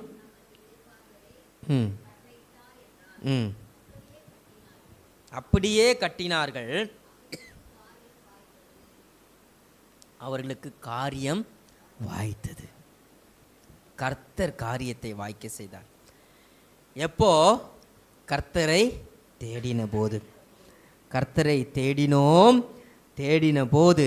எவ்வளோ நம்ம பைபிளில் எவ்வளோ விளக்கமாக, ரொம்ப சிம்பிளாக சொல்லலாம். நாங்கள் கர்த்தரை தேடினோம், அதனால எங்களுக்கு இது நடந்தது.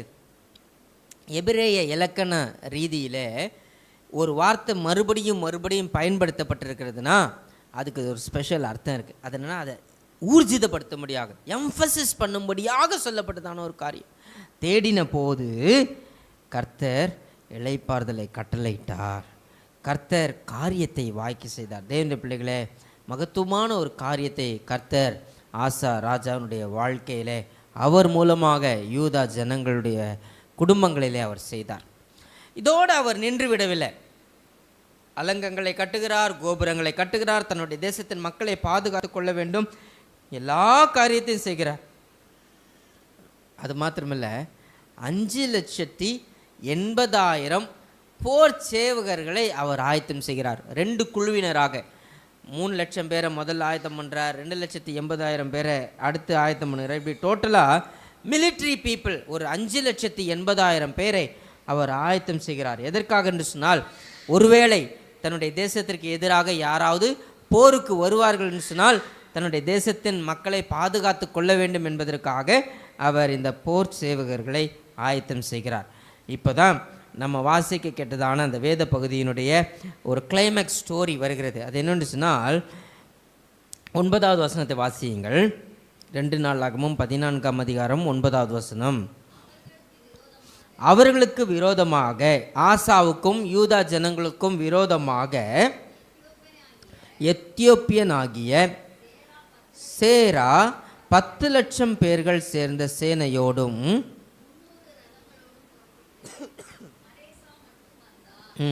எத்தனை பேர் வராங்க? எத்தனை பேர்? 10 லட்சம் பேர். அது மாத்திரமல்ல, 300 ரதங்கள். நான் சொன்னேன், ஆசா ஆயத்தம் பண்ணினதான போர் சேவர்களுடைய எண்ணிக்கை 5,80,000 பேர் தான். ஆனால் இப்போ ஆப்போசிட்டில் வர்றவங்க எவ்வளோ பேர்? 10 லட்சம் பேர் ப்ளஸ் 300 ரதங்கள். இவங்கக்கிட்ட ஆசாவினிடத்தில், யூதா மக்களிடத்தில் ரதங்கள் இருந்ததாக வேதவசனம் சொல்லவில்லை. அடுத்த வசனத்தில் பாருங்க, அப்பொழுது ஆசா அவனுக்கு எதிராக புறப்பட்டான். மரேசாவுக்கு அடுத்த செப்பத்தா என்னும் பள்ளத்தாக்கில் யுத்தத்திற்கு அணிவகுத்து நின்றார்கள். நான் கொஞ்சம் அந்த வசனத்தை யோசித்து பார்த்தேன். ஒருவேளை இவங்க சைட்லேயும் ஒரு 10 லட்சம் பேர் இருந்தாங்கன்னா இவங்க யோசிச்சிருக்கலாம், ஓகே 1:1 ரேஷியோவில் நம்ம போயிட்டு அட்டாக் பண்ணலாம். ஆனால் இங்கே இவர்கள்கிட்ட இருந்ததான எண்ணிக்கை 5,80,000 போர் செய்வர்கள். ஆனால் ஆப்போசிட்டில் நிற்கிறவங்க 10 லட்சம் பேர். இவங்க போருக்கு போயிட்டு என்ன பண்ணுறாங்கன்னா, அந்த 11வது வசனம் ரொம்ப முக்கியமான ஒரு வசனம், எல்லாரும் சேர்ந்து வாசிக்கலாமா? 11வது வசனம் 2 நாளாகமும் 14ஆம் அதிகாரம் 11வது வசனம் எல்லாரும் சேர்ந்து வாசிப்போம். ஆசா தன் தேவனாகிய கர்த்தரை நோக்கி கூப்பிட்டு, கர்த்தாவே, பலமுள்ளவனுக்காகிலும் பலனற்றவனுக்காகிலும் உதவி செய்கிறது உமக்கு லேசான காரியம்.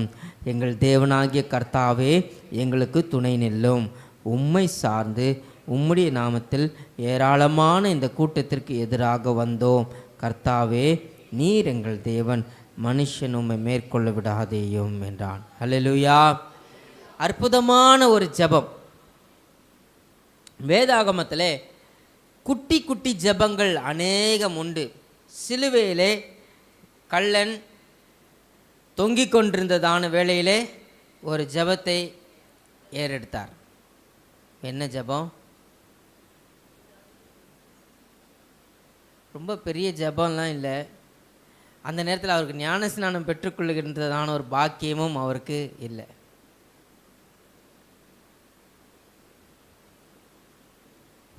இயேசு கிறிஸ்து மரித்த பின்பதாக இவனையும் நினைவில் கொள்ள வேண்டும் என்று ஏறெடுத்ததான ஒரு சிறிய ஜெபம். பழைய ஏற்பாட்டிலே அன்னாள் ஜெபத்தை ஏறெடுத்தார்கள் ஒரு குழந்தைக்காக. லாசரு மரித்த பொழுது மரியாளும் மார்த்தாளும் இயேசுவினிடத்திலே ஜெபத்தை ஏறெடுத்தார்கள். வார்த்தையின் மூலமாக சொல்லப்பட்டதான ஒரு ப்ரேயர் தான் அதெல்லாமே. இங்கேயும் ஒரு ஜெபம். இந்த ஜெபம் ஏற்படுத்தப்பட்டதான இடம் எதுனா பேட்டில் ஃபீல்டு. போர் நடை பெறுகின்றதான ஒரு ஸ்தலத்திலே சென்று போர் துவங்குவதற்கு முன்பதாக ஒரு ஜெபத்தை செய்கிறார்கள். இந்த ஜெபத்தில் அநேக பாகங்கள் இருக்கிறது. முதலாவது பாருங்க, கர்த்தாவே, பலமுள்ளவனுக்காகிலும் பலனற்றவனுக்காகிலும் உதவி செய்கிறது உமக்கு லேசான காரியம். இந்த ப்ரேயரில் ஃபஸ்ட்டு இருந்ததான ஒரு காரியம் என்னென்னா, கர்த்தரால் என்ன செய்ய முடியும் என்பதை விசுவாச அறிக்கையாக சொல்லப்படக்கூடியதான ஒரு வார்த்தை. கர்த்தரை மகிமைப்படுத்தக்கூடியதான ஒரு ஜெபம் பாகம் இந்த ஜெபத்தினுடைய முதல் பகுதியிலே இருந்தது. கர்த்தரால் என்ன செய்ய முடியும், அவர் எவ்வளோ மகத்துவம் நிறைந்தவர், அவர் எவ்வளோ மகிமையுள்ளவர், அவரால் செய்ய முடியாத காரியம் ஒன்றுமில்லை என்பதை ஊர்ஜிதப்படுத்தக்கூடியதான ஒரு விசுவாச அறிக்கையாக ஜெபம் துவங்கப்பட்டது. ரெண்டாவது, இந்த ஜெபத்தில் இருந்ததான அடுத்த பாகம் என்னன்னா, எங்கள் தேவனாகிய கர்த்தாவே, எங்களுக்கு துணை நில்லும். எங்கள் தேவனாகிய கர்த்தாவே, எங்களுக்கு துணை நில்லும். எதற்கு அங்கே ஒரு எங்களுக்கு ஒரு வார்த்தை திரும்ப தேவை? அதுவும் அழுத்தம் கொடுக்கும்படியாக, ஊர்ஜிதப்படுத்தும்படியாக, எம்ஃபசிஸ் பண்ணும்படியாக எங்களுக்கு துணை நில்லும். இந்த ரெண்டாவது பாகத்தில் ஒரு விண்ணப்பத்தை வைக்கிறார். என்ன விண்ணப்பம்? ஆண்டவரே, நீர் எங்களுக்கு துணையாக நிற்க வேண்டும். முதலாவது சொன்னேன், கர்த்தரை மகிமைப்படுத்தும்படியாக இந்த ஜெபம் துவங்கினது. ரெண்டாவது, தங்களுடைய விண்ணப்பத்தை வைக்கிறார்கள். கர்த்தர் எங்களுக்கு துணையாக நிற்க வேண்டும் என்கிறதான ஒரு விண்ணப்பத்தை வைக்கிறார்கள்.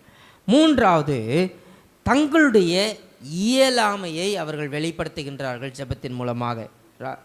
அவர் என்ன சொல்கிறார்னா, உம்மை சார்ந்து உம்முடைய நாமத்தில் ஏராளமான இந்த கூட்டத்திற்கு எதிராக வந்தோம். தங்களுடைய இயலாமையை, தங்களுடைய நிலைமையை ஜெபத்தின் மூலமாக தெளிவாக ஆசா ராஜா ஆண்டவரிடத்தில் ஒப்பு கொடுக்கிறார். அந்த சார்ந்து என்று பயன்படுத்தக்கூடியதான அந்த வார்த்தை ரொம்ப முக்கியமான ஒரு வார்த்தை. அந்த சார்ந்து கொள்ளுதல் என்று சொன்னால் எபிரேய வேதாகமத்தில் அதற்கான அர்த்தம் என்னன்னா, யாரோ ஒருவர் உதவியற்ற நிலைமையிலே தனிமையாக ஒடுங்கி போய் இருக்கும் பொழுது யாரோ ஒருவர் போய் அவர் தோளில் கையை போட்டு, கவலைப்படாதீங்க, உங்கள் கூட நான் இருக்கிறேன், எப்பொழுதுமே உங்களுக்கு உதவி செய்வேன் என்று சொல்லி தன்னுடைய தோளை அவருடைய தோளிலே வைத்து அவரை சாய்ந்து கொள்ளும்படியாக சொல்லுவார்னு சொன்னால், அதுதான் அந்த சார்ந்து என்கிறதான வார்த்தைக்கான ஒரு சரியான ஒரு விளக்கம். ஆசா என்ன சொல்கிறாருன்னா, எங்ககிட்ட இருக்கிற 5,80,000 பேரை வைத்து நாங்கள் இந்த போருக்கு வரல, எங்களுடைய முயற்சியினாலே நாங்கள் இந்த போருக்கு வரல, எங்களிடத்தில் இருக்கிற மக்கள் பலத்தினாலே நாங்கள் இந்த போருக்கு வரல, உம்மை சார்ந்து உம்முடைய நாமத்தில் ஏராளமான இந்த கூட்டத்திற்கு எதிராக வந்தோம். தெளிவான ஒரு ஜெபம், ஸ்பெசிஃபிக்கான ஒரு ஜெபம். அதனுடைய நிறைவு, அந்த ஜெபத்தினுடைய நிறைவு எப்படி வருகிறதுன்னு சொன்னால், கர்த்தாவே நீர் எங்கள் தேவன். இங்கே தான் ஆண்டவருக்கே ஒரு செக் வைக்கிற மாதிரி, நாங்கள் உம்முடைய பிள்ளைகள், நீர்தான் எங்களுடைய தேவன்.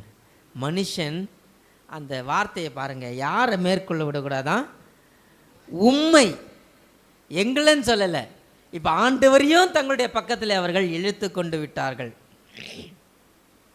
நீர் எங்கள் தேவன், மனுஷன் உம்மை மேற்கொள்ள விடாதேயும் என்றான்.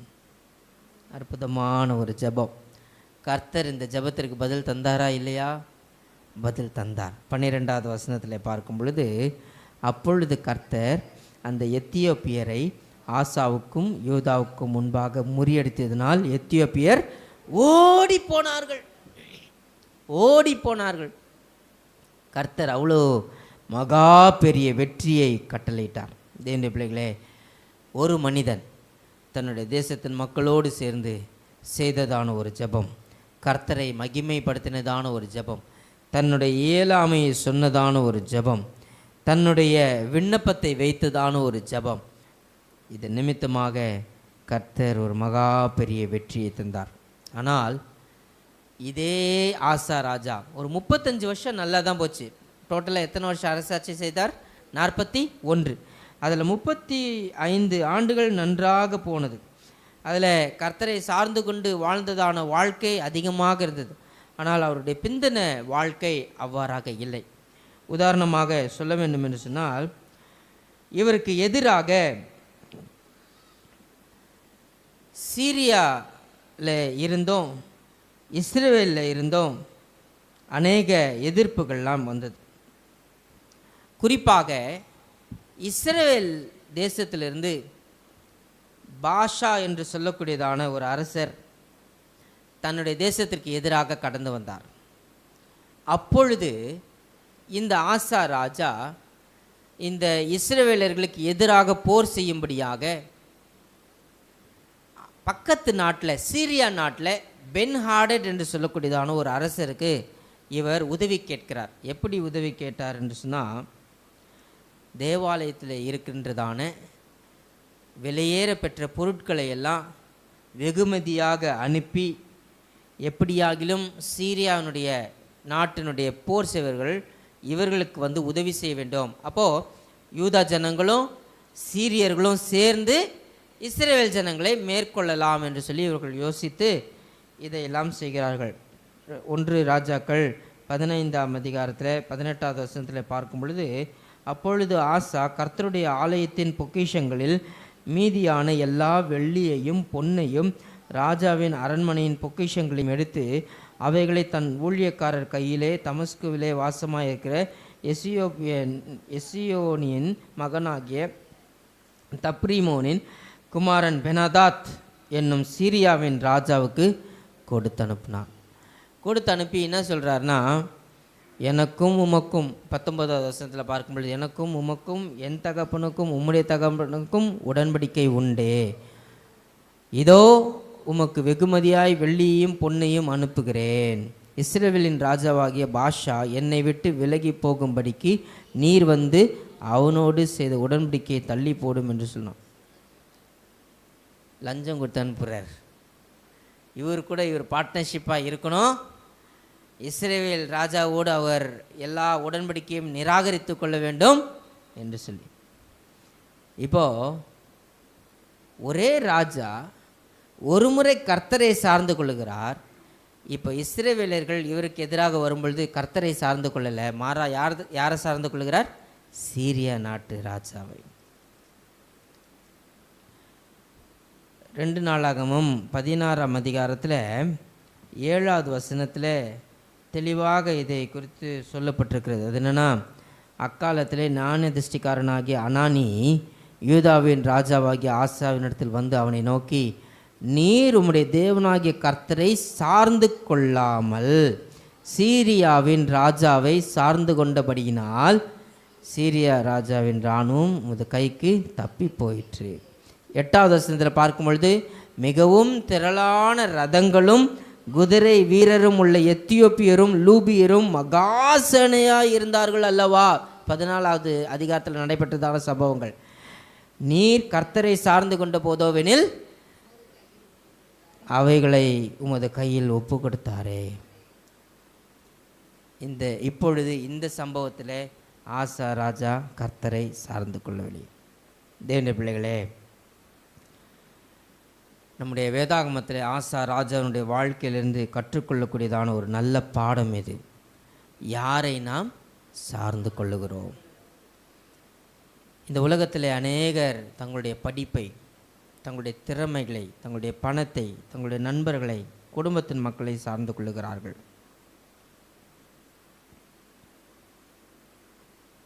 ஆனால் ஆசா ராஜாவுடைய வாழ்க்கையிலிருந்து கற்றுக்கொள்ளக்கூடியதான ஒரு வேத சத்தியம், கர்த்தரை சார்ந்து கொள்ள வேண்டும். எல்லா சூழ்நிலைகளிலேயும், எல்லா நிலைகளிலேயும் கர்த்தரை சார்ந்து கொள்ள வேண்டும். ஒரு வசனத்தை வாசியுங்கள். ரோமர் 4ஆம் அதிகாரம் 14வது வசனம்.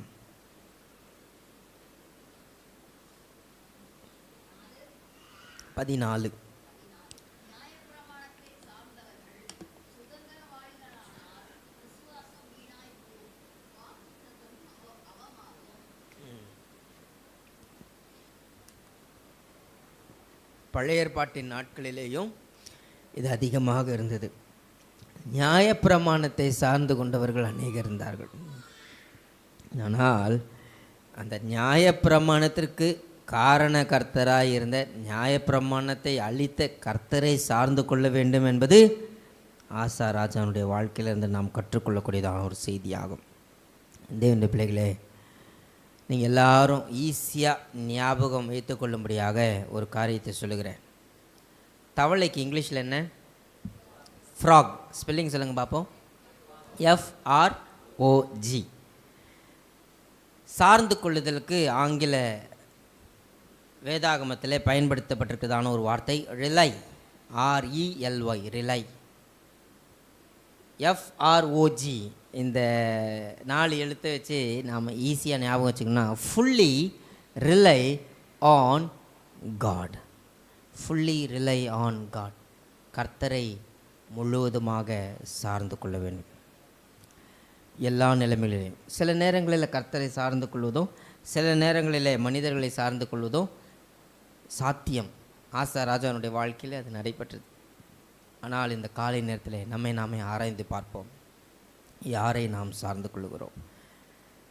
நம்முடைய திறமைகளையோ, நம்முடைய வேலையையோ, நம்முடைய படிப்பையோ, நம்முடைய குடும்பத்தையோ, நம்முடைய சம்பத்துக்களையோ, உறவினர்களையோ, பணபலத்தையோ, பொருள் பலத்தையோ அல்ல, கர்த்தரை சார்ந்து கொள்ள கர்த்தர் நம்மை அழைக்கிறார். திருவசனத்தை கேட்கிறவர்களாக மாத்திரமல்ல, அதன்படி நடக்கின்றவர்களாக வாழ கர்த்தர் நம் ஒவ்வொருவருக்கும் உதவி செய்வாராக. தேவன் தாமே இந்த திருவசனங்களின் மூலமாக நம்மை ஆசீர்வதிப்பாராக. ஆமென். நாம் அனைவரும் எழுமி நின்று நம்முடைய பாடல் புஸ்தகத்தில் 315வது பாடலை பாடுவோம். அப்பொழுது நம்மையும் நம்முடைய காணிக்கைகளையும் ஆண்டவருக்கென்று படைக்கலாம். கர்த்தர் நாமம் என் புகலிடமே, கருத்தோடு துதித்திடுவேன். 315வது பாடல்.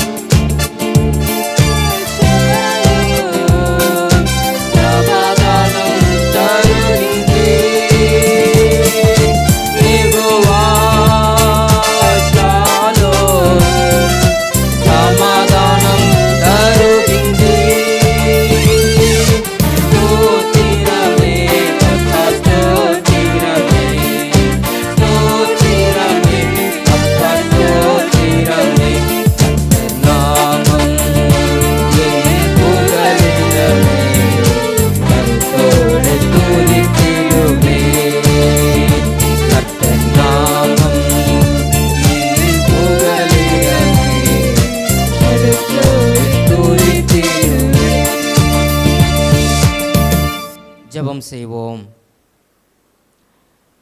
யாரை நாம் சார்ந்து கொள்ளுகிறோம்? ஆசா ராஜானுடைய வாழ்க்கையிலிருந்து கர்த்தரை சார்ந்து கொள்ள வேண்டும், கர்த்தரையே சார்ந்து கொள்ள வேண்டும், கர்த்தரை மாத்திரம் சார்ந்து கொள்ள வேண்டும் என்று சொல்லி இந்த நாளிலே நாம் கேட்ட சத்தியத்தை நினைவில் கொள்ளுவோம். நம்முடைய வாழ்க்கையில் நம்முடைய சுய பலத்தை சார்ந்து கொண்டு வாழ்ந்து கொண்டிருப்போம் என்று சொன்னால் வெறுமையாக கர்த்தருடைய சன்னிதானத்தில் ஒப்பு கொடுப்போம். ஆண்டவரத்தில் கேட்போம், ஆண்டவரே, எல்லா நிலைமைகளிலேயும், எல்லா சூழ்நிலைகளிலேயும், எல்லா வேளையிலேயும் உம்மை மாத்திரம் நான் சார்ந்து வாழ எனக்கு உதவி செய்யும் சுவாமி என்று சொல்லி நம்மை நாமே வெறுமையாக தாழ்த்தி அர்ப்பணிப்போம். பரிசுத்தமுள்ள நல்ல பிதாவே, உடைய சன்னிதானத்தில் ஒப்பு கொடுத்து ஜெபிக்கின்றதான உடைய பிள்ளைகள் ஒவ்வொருவருக்காக ஜெபிக்கிறோம் அப்பா. ஆண்டவரே, உம்முடைய பிள்ளைகள் உம்மை சார்ந்து வாழ வேண்டும் என்கிறதான தீர்மானத்தை எடுக்கும் பொழுது மாம்சத்தில் வரக்கூடியதான போராட்டங்கள், சிந்தனைகள் எல்லாவற்றையும் நீர் அப்புறப்படுத்தி உம்மை மாத்திரம் உறுதியாய் பற்றி கொண்டு உம்மையே சார்ந்து வாழும்படியான கிருபைகளை நீர் தரும்படியாக அர்ப்பணித்து ஜெபிக்கின்றேன். ஆண்டவரே, ஆசா ராஜாவுடைய வாழ்க்கையிலிருந்து கற்றுக்கொண்டதான நல்ல பாடங்களுக்காக உமக்கு ஸ்தோத்திரம் அப்பா, ஸ்தோத்திரம். ஆண்டவரே, இந்த வசனத்தை நாங்கள் எங்களுடைய வாழ்க்கையில் அபியாசப்படுத்த கிருபை தாரும். படைக்கப்பட்ட காணிக்கைகளை நீர் ஏற்றுக்கொள்ளும், இதை நீர் அங்கீகரியும். இதற்கான பலனை நம்முடைய பிள்ளைகளுக்கு கட்டளையிடும்படியாக ஜெபிக்கிறோம். ஆண்டவரே, விசேஷ விதமாக இந்த வாரத்தை நாங்கள் உம்மை கொண்டு துவங்கி இருக்கிறோம். இந்த வார நாட்களிலெல்லாம் நாங்கள் செய்யக்கூடிய சகல செயல்களிலேயும் உம்முடைய தெய்வீக நன்மைகளையும் ஆசீர்வாதங்களையும் சுதந்திரித்து கொள்ள கிருபை தாரும். இந்த ஆராதனுடைய துவக்கம் முதல் முடிவு மட்டுமாக உம்முடைய தெய்வீக பிரசன்னம் எங்களை ஆட்கொண்டு வழிநடத்தினதற்காக உமக்கு ஸ்தோத்திரம். திருச்சபையினுடைய ஒவ்வொரு குடும்பங்களையும் ஆசீர்வதியும், ஒவ்வொரு மக்களையும் பேர் பேராய் தனித்தனியாய் நீர் தொட்டு ஆசீர்வதித்து வழிநடத்தும்படியாக அர்ப்பணித்து ஜெபிக்கிறோம். மீட்பர் மூலம் வேண்டிக் கொள்கிறோம் ஜீவனுள்ள நல்ல பிதாவே, ஆமேன். ஆசீர்வாதத்தை பெற்றுக்கொள்வோம். நம்முடைய ஆண்டவராகிய இயேசு கிறிஸ்துவின் கிருபையும் பிதாவாகிய தேவனுடைய அன்பும் பரிசுத்த ஆவியானுடைய ஐக்கியமும் வழிநடத்துதலும் இன்றும் என்றும் சதா காலங்களிலேயும் நம் அனைவரோடும் தங்கியிருப்பதாக. ஆமென்.